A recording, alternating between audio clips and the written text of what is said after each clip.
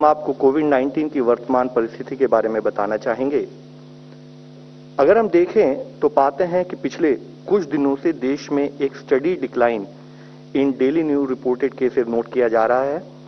पिछले 20 दिनों से यह डिक्लाइन कंटिन्यूड बेसिस पर स्टेट में नोट किया जा रहा है।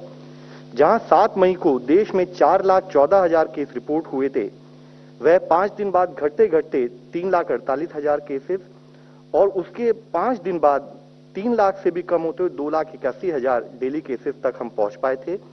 और आज अगर हम देखें 27 तारीख को तो देश में 2,11,000 के करीब केसेस रिपोर्ट हुए हैं।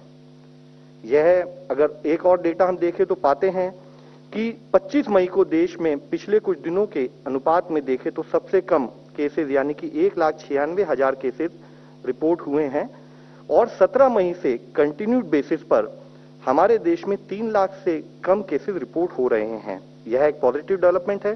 जरूरत है कि इसको हम कंटिन्यूड बेसिस पर मॉनिटर करते रहें। 15 स्टेट्स ऐसी हैं देश में जहां पर 1000 से 5,000 के करीब केसेस रिपोर्ट हुए हैं प्रतिदिन उस अनुपात में, और 13 स्टेट ऐसी हैं जहां पर कि 1,000 से भी कम केस देश में रिपोर्ट हुए हैं। इसी तरीके से हम अगर जिला स्थाई पर डेटा एनालाइज करें तो पाते हैं कि 3 हफ्तों में, जहां आज से करीब 3 हफ्ते पहले वाले उस वीक को हम एनालाइज करें तो 531 जिले ऐसे थे जहां पर कि 100 से अधिक केस प्रतिरोज रिपोर्ट हो रहे थे। वह घटकर अब 359 डिस्ट्रिक्ट रह गया है, यानी कि 172 डिस्ट्रिक्ट ऐसे हैं जहां पर केसेस में कमी नोट की गई है। इसी के साथ ही एक्टिव केसेस यानी कि वह केसेस जो या तो होम आइसोलेशन में है या हॉस्पिटल सेटिंग में जिन पर ट्रीटमेंट चल रहा है, उसमें भी हमने करीब 35% decrease from the peak which was noted in the country वह अब ऑब्जर्व कर रहे हैं। जहां एक स्थाई पर 10 मई को देश में 37,45,000 केसेस एक्टिव केसेस की दृष्टि में आते थे, वह घटते घटते अब 24,19,000 केसेस रह गए हैं। और इस तरह से हम देखें तो पिछले 17 दिनों में करीब 13 लाख केसेस एक्टिव केसेस की दृष्टि से बाहर आ चुके हैं। आज अगर हम देखें तो हमारे एक्टिव केसेस जो 3 मई को 17.13% थे, वह घटते घटते अब खाली 8.84% रह गए हैं। इसी तरीके से हम अगर फर्दर एनालाइज करें तो पाते हैं कि ऐसे कौन सी स्टेट्स हैं जहां पर कि पिछले एक हफ्ते से एक्टिव केसेस में कमी नोट की जा रही है। तो आप देखेंगे कि 24 स्टेट देश में ऐसी हैं जहां पर उन्हें कंटिन्यूड बेसिस पिछले एक हफ्ते से हम एक्टिव केसेस में कमी नोट कर रहे हैं। कुछ ऐसी स्टेट भी है जहां पर थोड़ा सा इंक्रीज नोट किया गया है। जरूरत है कि उन स्टेट्स पर कंटेनमेंट और क्लिनिकल मैनेजमेंट पर उसी स्थायी से काम चलता रहे। इसी के साथ ही एक और न्यूज हम आप लोगों के सामने लाना चाहेंगे। अगर हम देखें तो ओवरऑल देश में जो रिकवरीज हैं, they are exceeding now the number of overall cases which are getting reported on a daily basis. जैसे कि हम देखते हैं कि आज जैसे 2,11,000 के करीब केस देश में रिपोर्ट हुए हैं, तो रिकवरीज 2,83,000 के करीब रिपोर्ट हुई हैं, यानी कि 71,000 रिकवरीज देश में पिछले 24 घंटे में विज़ावी न्यू केसेस रिपोर्ट की गई है। 23 स्टेट देश में ऐसी हैं जहां पर की रिकवरी जो रिपोर्टेड केसेस हैं डेली बेसिस पर उनसे अधिक है। और हम ये भी देखते हैं कि रिकवर्ड केसेस जो पिछले 14 दिनों से ऑन ए कंसिस्टेंट बेसिस हम पा रहे हैं कि देश में recoveries are more than the cases being reported. इसी के साथ अगर आप देखें कि रिकवरी रेट में कैसे बढ़ोतरी हो रही है, तो जहां एक स्थाई पर देश में रिकवरी 81.8% 3 मई को नोट की गई थी, वह बढ़ते बढ़ते 18 मई को 85.6% और हम देश में देखते हैं तो पाते हैं कि हमारी रिकवरी परसेंटेज अब बढ़कर 90% हो गई है। यह एक बहुत ही पॉजिटिव इंडिकेशन है। जरूरत है कि हम इसी स्थाई से अपने होम आइसोलेशन केसेस और वह केसेस जो हॉस्पिटल में उनको मॉनिटर करते रहें। इससे पहले भी हमने इस विषय में कई बार बात की थी। हमने देखा कि जब देश में केसेस में एक स्थाई पर बढ़ोतरी हो रही है तो जरूरी है कि हम इन्फेक्शन को अर्ली आइडेंटिफिकेशन सपोर्ट करने के लिए टेस्टिंग को और बढ़ाएं, जिसके तहत ही जहां 11 से 17 फरवरी वाले वीक में देश में औसतन 6.8 लाख टेस्ट किए गए थे, उसको बढ़ाते बढ़ाते अब हमने 3 टाइम्स इंक्रीज करते हुए ऑन एन एवरेज पिछले एक हफ्ते में 21 लाख के करीब test on a daily basis देश में किए जा रहे हैं। और एक स्थाई पर अगर हम देखें कि डेली बेसिस पर जो टेस्ट हो रहे हैं, तो 19 मई को जहां देश में करीब 20 लाख टेस्ट हुए थे, यानी कि हमने 19 लाख से अधिक टेस्ट करने शुरू किए थे। अब हमने पिछले 26 मई को 22 लाख, जो कि अब तक का देश में सबसे अधिक टेस्ट हैं, 22,17,000 टेस्ट 2 दिन पहले देश में हुए। ऑन एन एवरेज पिछले 9 दिनों से देश में 20 लाख से अधिक टेस्ट डेली बेसिस पर किए जा रहे हैं। हमारा एफर्ट है कि हम किसी भी तरीके से इन्फेक्शन को, अर्ली आइडेंटिफिकेशन को सपोर्ट करें, ताकि केस को टाइम पर आइडेंटिफाई करते हुए उसका ट्रीटमेंट टाइमली शुरू किया जा सके। एक स्थाई पर जहां देश में फोकस किया गया कि हम टेस्टिंग को मल्टीफोल्ड बढ़ाएं, उसी के साथ ही कंटेनमेंट पर एफर्ट्स करने के कारण हम देख रहे हैं कि पिछले 3 हफ्तों से देश का ओवरऑल जो वीकली पॉजिटिविटी रेट है उसमें एक रिडक्शन आ रहा है। जहां 29 अप्रैल वाले सप्ताह में देश में एवरेज पॉजिटिविटी 21.5% थी, वह घटते घटते अब 10.45% ही रह गई है।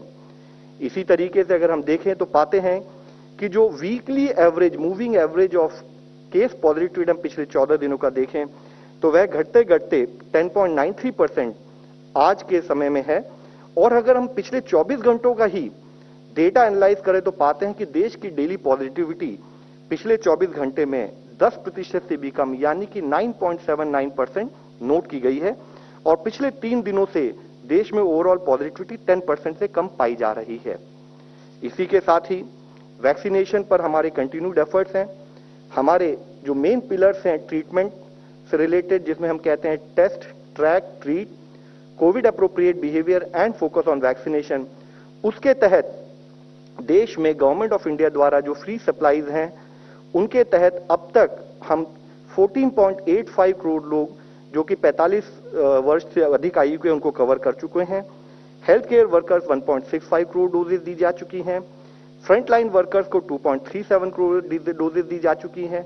और साथ ही जो लिबरलाइज पॉलिसी के तहत, जिसमें कि 18 से 44 साल के लोगों के लिए भी वैक्सीनेशन ओपन किया गया था, वह भी अब स्टेबलाइज हो रहा है और अब करीब 1.39 करोड़ डोजेज देश में उस एज ग्रुप को भी दी जा चुकी हैं।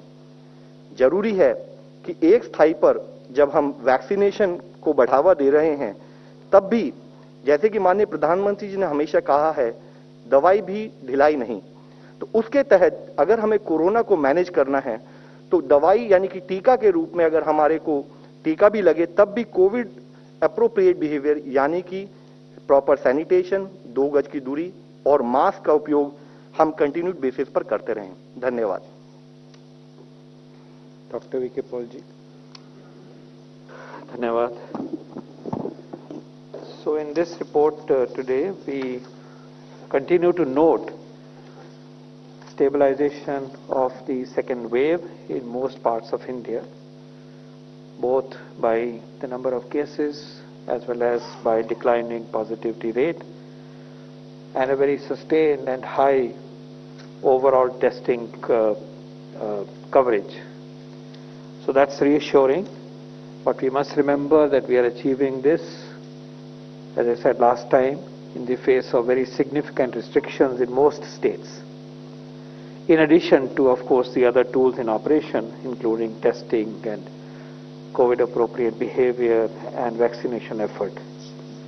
But nonetheless, it is reassuring that we are on the downswing of the second wave, and we do believe and hope it will be sustained, and it will be sustained even when the restrictions are gently and systematically and cautiously opened up as the time comes.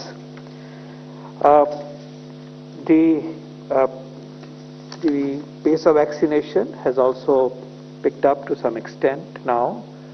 We are back to clocking 20 lakh per day, and this will further increase. A very major effort will now be made to further streamline the coordination along the 3 channels of supply, and certainly the vaccination pace should pick up, and going forward to July we have a total of 51.6 crore doses. A large proportion of that's available, and that has to be used in an efficient manner, even as we build our efforts to increase the stockpile with time to come. today we released some clarity on some of the aspects that are in the public domain, and I hope that will help clear the air about how the government has been making efforts in reaching out to foreign manufacturers, and also very major, intense, relentless effort to increase the production, development, and production and supply of made in India and make in India vaccines. A very, very significant effort is going on. And I would like to state that Bharat Biotech, we started with about 90 lakh per month capacity, is ramping up, and it is well within our expectation that they can reach as much as 10 times that production level, reaching to about 10 crore per month in the next few weeks, in the next few months, September, October. Similarly, Serum is ramping up from 6.5 crore per month dose level to 11 and even more in these months to come. So that effort is also catching momentum, gathering momentum, even as other vaccines in the pipeline are moving close to increased supplies, such as for Sputnik, and also rapid development for such as Zydus vaccine, BioE vaccine, and also Genova vaccine. Steady progress is being made, and we are also reaching out to international manufacturers, in particular Pfizer, for making vaccine available now that they have shown interest and the possibility and indicated that they have the vaccine to be spared for India. I'll stop here. Thank you. Thank you, sir. As friends, you are aware that myths and facts were issued by PIB today. And based on that, I have got an online question from G.S. Mudur from the Telegraph. So I'm asking this question to Dr. V.K. Paul-ji.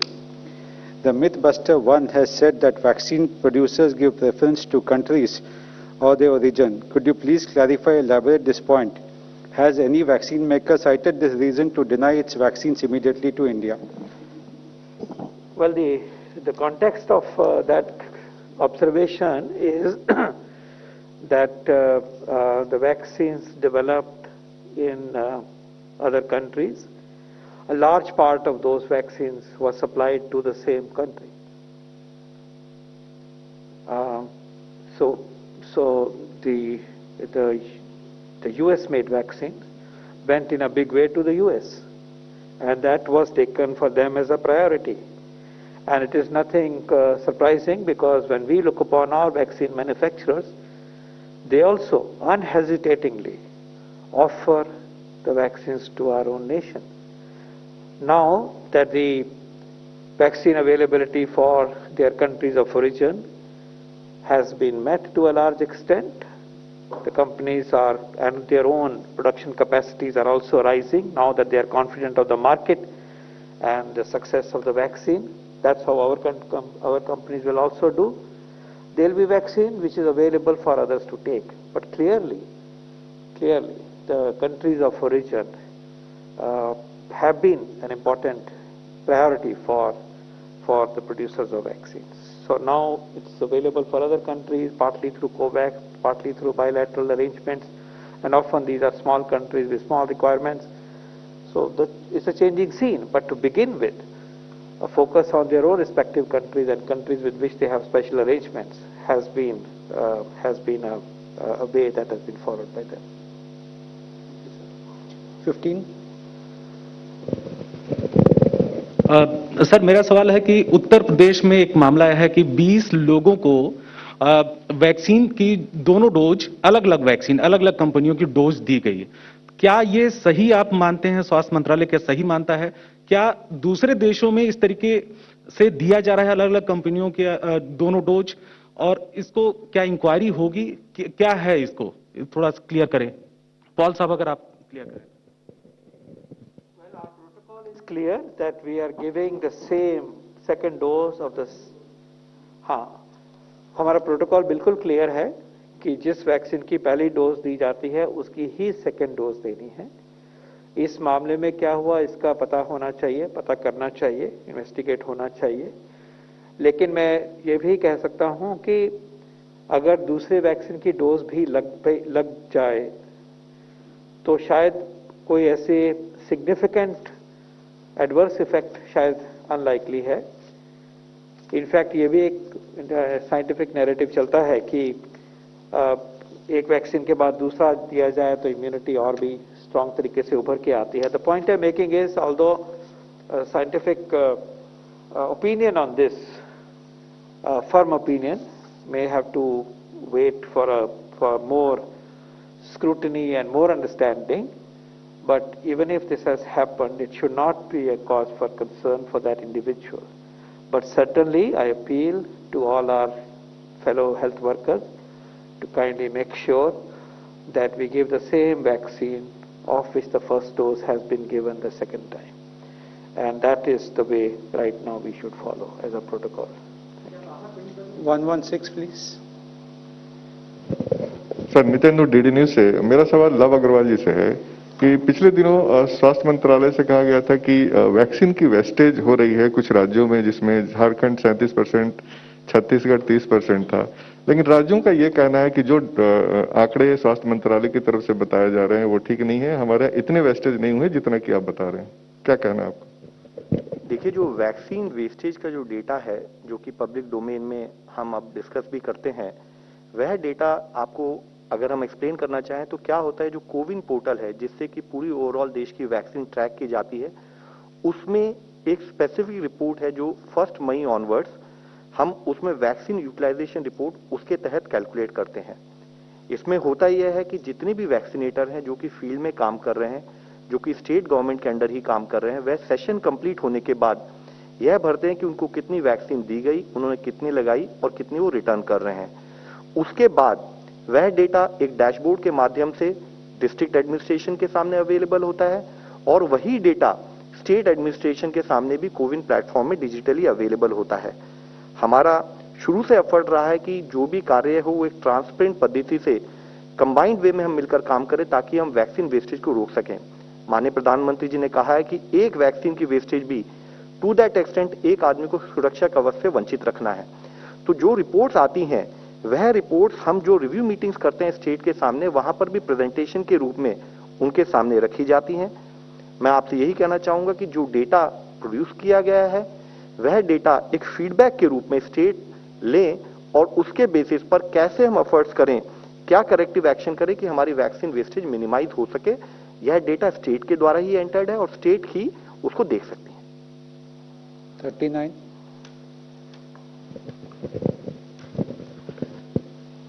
मेरे सवाल Paul साहब से और love Agarwal साहब दोनों से है कि इस तरीके के कई मामले सामने आए हैं सर, जिसमें दोनों वैक्सीन के डोज लेने के बावजूद लोगों ने जब अपने एंटीबॉडी टेस्ट करवाए तो उसमें 0 एंटीबॉडीज आई हैं।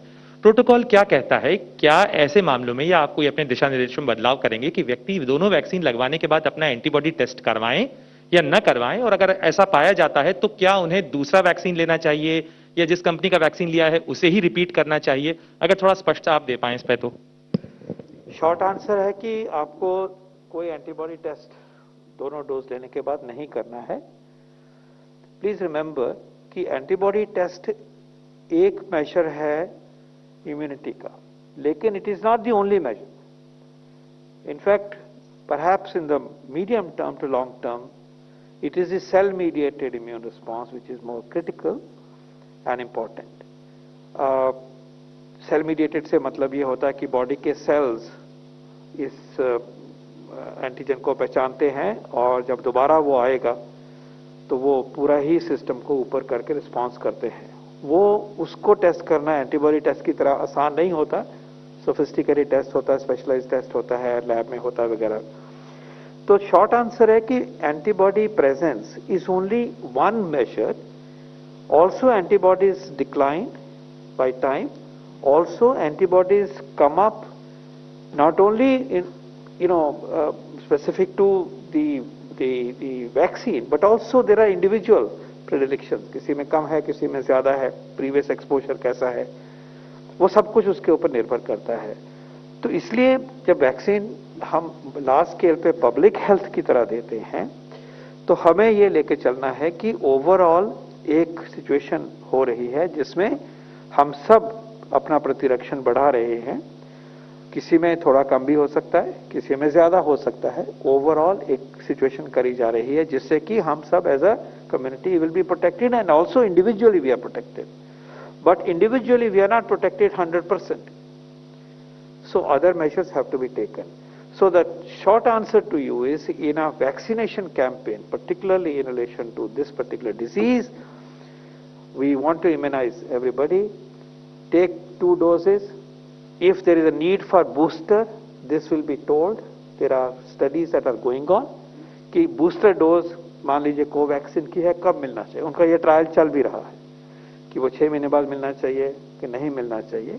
इसी तरह से एक बहुत अच्छी स्टडी अभी पब्लिश हुई है कल परसों, जो दिखाती है कि एंटीबॉडी स्टे कितनी देर करती हैं। तो ये सारा नॉलेज एक्यूमुलेट हो रहा है।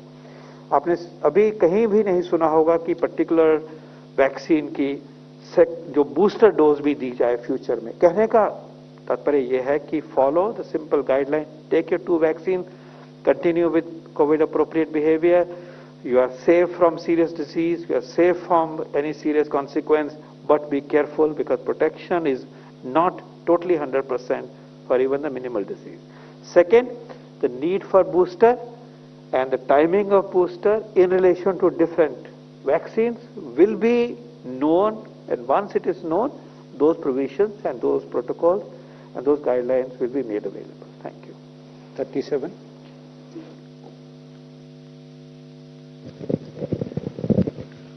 Good afternoon, sir. I'm Sahil from ENI. Sir, how many vaccine doses are given to Delhi in total? And second question is for Dr. Paul. Sir, how much is it correct that Pfizer wants indemnity against the cost of compensation while in the discussion which was going on? Part again.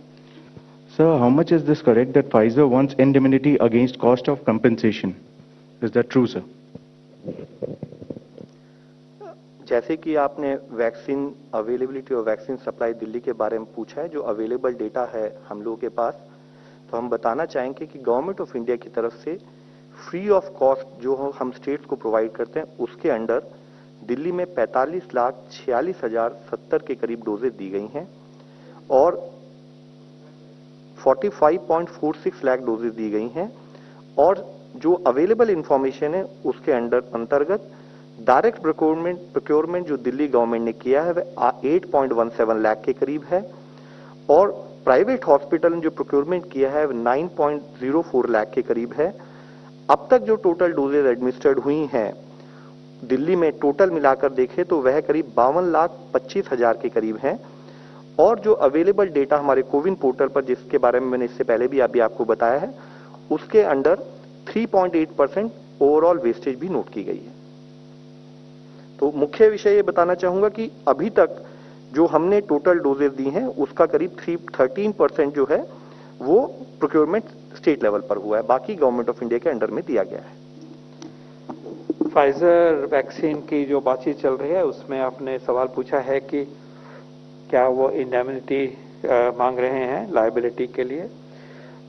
उसका पहला जवाब यह है कि yes, we are engage with Pfizer because they have indicated availability of certain amount of certain volume of vaccine in coming months, so possibly starting in July, and we are looking at what their expectations from the government are, and they are looking at what our expectations from them are. That's the process in which this will move, because they have to come into India, they have to apply for licensure, so that's one path, and there are imperatives of cold chain and supply, etc., so that's being looked at. Similarly, yes, they have requested indemnity to all the nations, including the country of origin of this US or for practically every country. और वो उनकी expectation है कि liability को इंडेमिफाई किया जाए, उसकी कुछ अपने तरीके से वो लीगल लैंग्वेज में उसको एक्सप्रेस करते हैं। We are examining this request and we will take decision in the larger interest of people and on merits. So this is under discussion, but there is no decision as of now. Thank you. number 16. Sir, in the last few weeks, we have seen bodies floating in rivers, and NYT has now done a story estimating what could be the actual infection burden and the number of deaths in the country. I would like to know what is the government estimate of missed deaths, because obviously bodies which are floating in rivers have not been registered for death certificates before being flown. तो ma'am, सबसे पहले मैं आपको जिस report के बारे में आप रेफर कर रहे हैं, मैं आपको सबको रिक्वेस्ट करना चाहूंगा कि वह रिपोर्ट टोटली बेसलेस है, एब्सोल्युटली फॉल्स है, क्योंकि रिपोर्ट किसी एविडेंस से ना तो सपोर्टेड है ना बैक्ड है कि इन टर्म्स ऑफ कि क्या बेसिस पर कैलकुलेशन की गई है। आप सबकी नॉलेज में है, हमारे देश में एक एग्जिस्टिंग रोबस्ट सिस्टम है for registration and reporting of deaths का, जिसके अंडर जो लोकल रजिस्ट्रार्स होते हैं वह जो स्टेट और यूटीज अपॉइंट करती हैं वो डेथ्स को रजिस्टर भी करते हैं।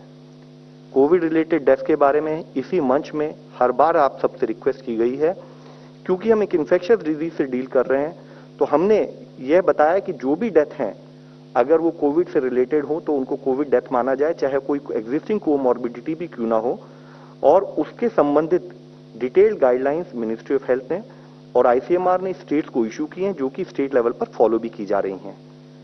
रिगार्डिंग द इशू की कोविड रिलेटेड डेथ कोई कंसील हो रही हैं, ये क्वेश्चन ही अराइज नहीं होता, क्योंकि शुरू से ही हमारा एफर्ट्स रहा है कि स्टेट गवर्नमेंट और गवर्नमेंट ऑफ इंडिया एक ट्रांसपेरेंट तरीके से सारी कोविड पॉजिटिव केसेस हों, जितने टेस्ट किए जा रहे हैं और जितनी डेथ है उनको रिपोर्ट करें। यह जरूरी है ताकि हम ओवरऑल इन्फेक्शन की ट्रेजेक्ट्री को समझ सकें, इन्फेक्शन के कंट्रोल के लिए क्या एफर्ट्स करने हैं, उनके लिए हम रिक्वायर्ड एक्शन ले सकें। Thank you. ये सवाल आया है, थोड़ा सा इसको जिस तरह से ये रिपोर्ट बनाई गई है, I like you to appreciate that it is the estimates have been done ad hoc and without any basis.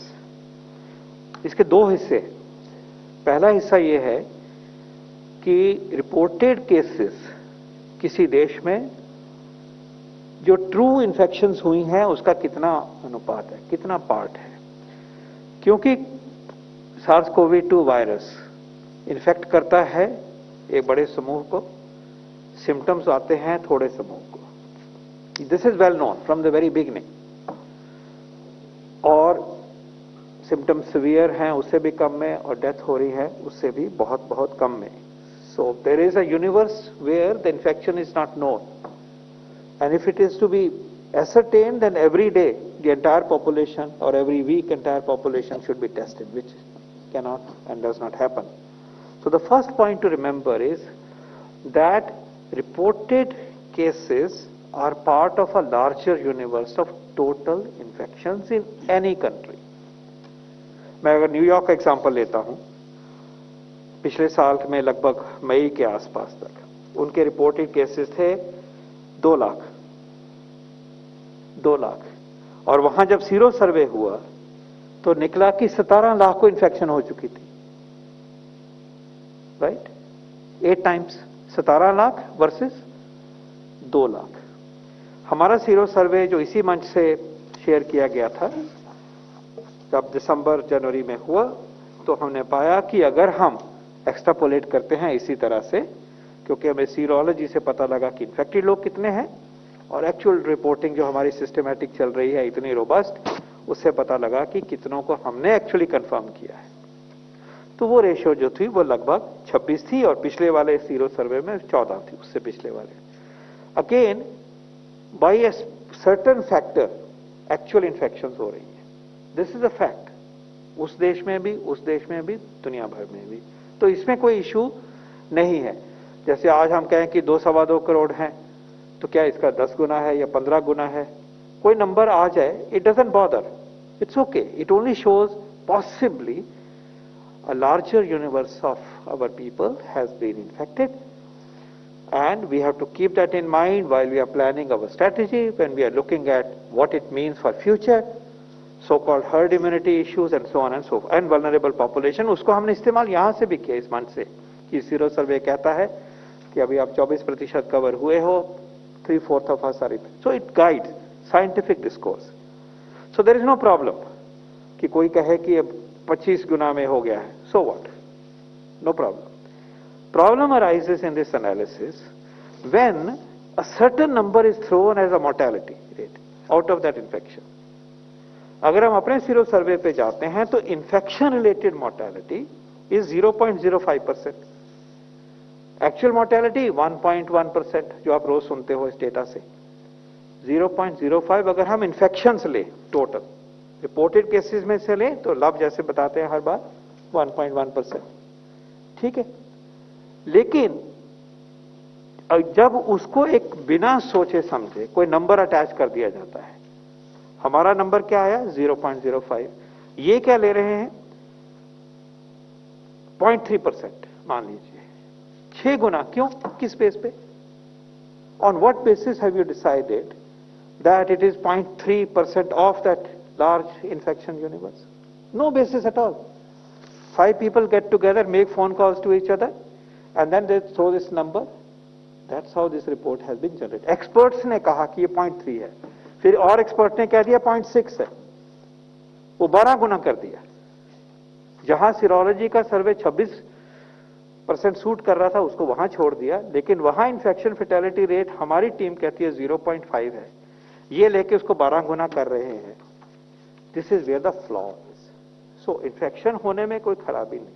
हमारी डेथ रिपोर्ट हो रही है, सिस्टम बताया गया, एसआरएस का सिस्टम है, सिविल रजिस्ट्रेशन है, वो कहीं नहीं गया.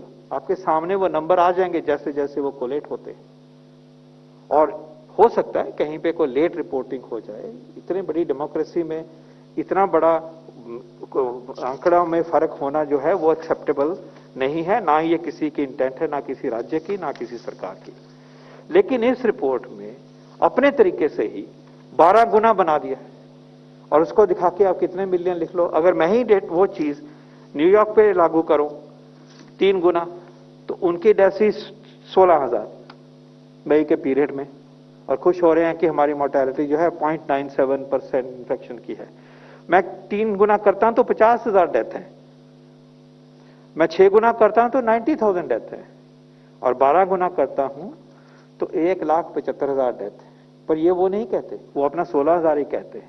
मेरे कहने का मतलब यह है कि ये डिस्टॉर्टेड एस्टिमेट कुछ लोगों ने बैठ के मोर्टेलिटी वाले पार्ट पे इन्फेक्शन के लिए सीरोलॉजी का हमारा ही डेटा इस्तेमाल किया है, वो भी जनवरी दिसंबर वाला. Whether it applies today we don't know, but फिर भी मान सकते हैं कि चलो always there is a factor confirm cases versus the total universe. इसमें एक नंबर का अनुपात होगा और वो भी डायनामिक होगा. शुरुआत में ये अनुपात 100 का भी था जब अर्ली स्टेज थी, टेस्टिंग हमारी कम थी, बाद में 13 गुना हुआ, अब 26 गुना है. We don't know what that number is, लेकिन उसको होने से फर्क नहीं है. But on what basis this group pulls out infection mortality rate of 0.3 एक सिनेरियो, 0.15 एक सिनेरियो, 0.6 एक सिनेरियो, क्यों, किस बेस पे? That is a flaw in this. This is just an assumption and a feeling of some people, and therefore this is something which should have been not published, particularly in so-called prestigious publication, newspaper. I submit that we have a strong mortality tracking system which has stood the test of time. Our sample registration system, CRS, vital registration system is respected the world over, और उसमें data trekking होती है, उसको सामने आने दीजिए. उसमें analysis भी होते हैं, एडजस्टमेंट भी होती है, कोई डेटा बाद में आता है, क्लियर होता है, वो सब कुछ ठीक है. और ये भी हो सकता है कि कोई डेथ्स ऐसी हुई हो कि टेस्ट नहीं हो पाया, ये भी संभव है, एडजस्टमेंट कैन बी देयर. लेकिन इस तरह से outrageous factor suddenly theoretical लेके आना without any basis, without any data from the ground, just on the basis of assumptions that 5 people sit together, make phone call and hold a virtual meeting, perhaps that's what they did, is not right and not fair, and we don't accept this. Thank you. Thank you, sir. We close the press conference now. Thank you very much, friends.